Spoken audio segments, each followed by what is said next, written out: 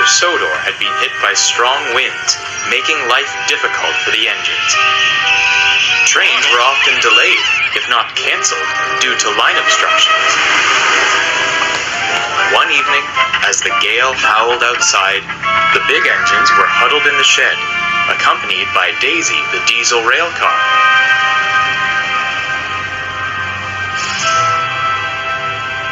"The wind is so strong," she said, "it ripped the crossing gates right off their posts. Poor Thomas, he was still being re-railed when I was ordered to stay here tonight. I hear his front end was damaged something awful." "Huh," sniffed Gordon. "Count on a small engine to be impeded by a few toothpicks." Before Daisy could reply, Henry came backing into the shed, grumbling dreadfully. "The kipper's been cancelled," he fumed. "Bother! I was looking forward to a nice evening run." "Not you too, Henry," groaned Gordon. "I'd expect this from Thomas, but we're big engines. A little wind shouldn't stop us."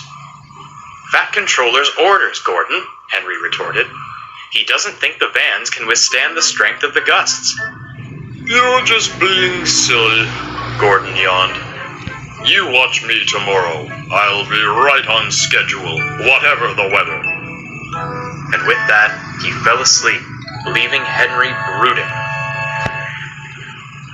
Though still strong, the winds had lessened by morning.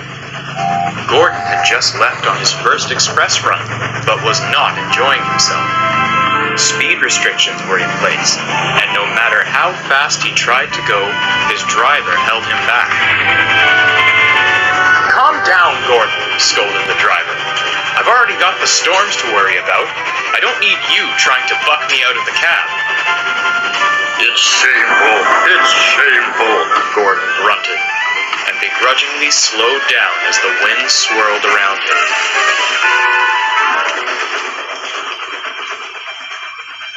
Leading up to Edward Station, the main line is surrounded by farmers' fields.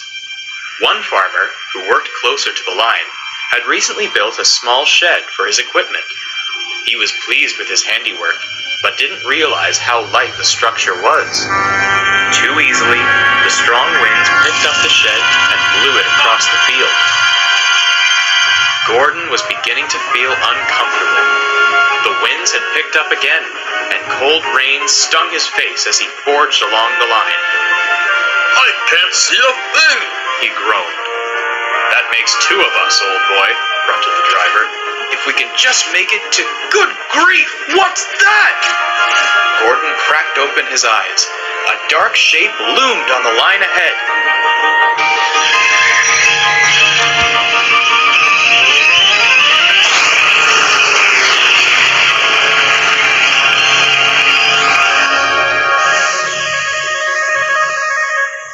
Luckily, his crew had jumped clear, and the coaches braked to a halt.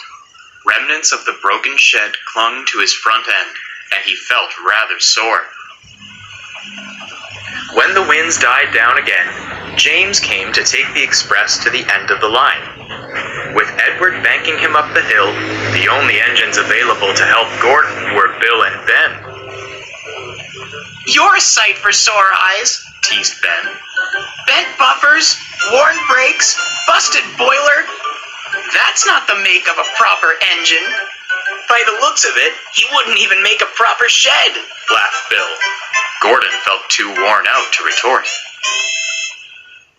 Once he'd been craned back onto the line, he was moved to a siding at Edward's Station, mournfully waiting to be taken to the works. He soon found himself being shunted onto Henry's goods train. "Well, well, well," chuckled Henry. "You were on Shed-Ule, all right. Be careful in future, will you? I'd much rather see you heading the express than housing tools." For once, Gordon felt Henry's words were worth heeding.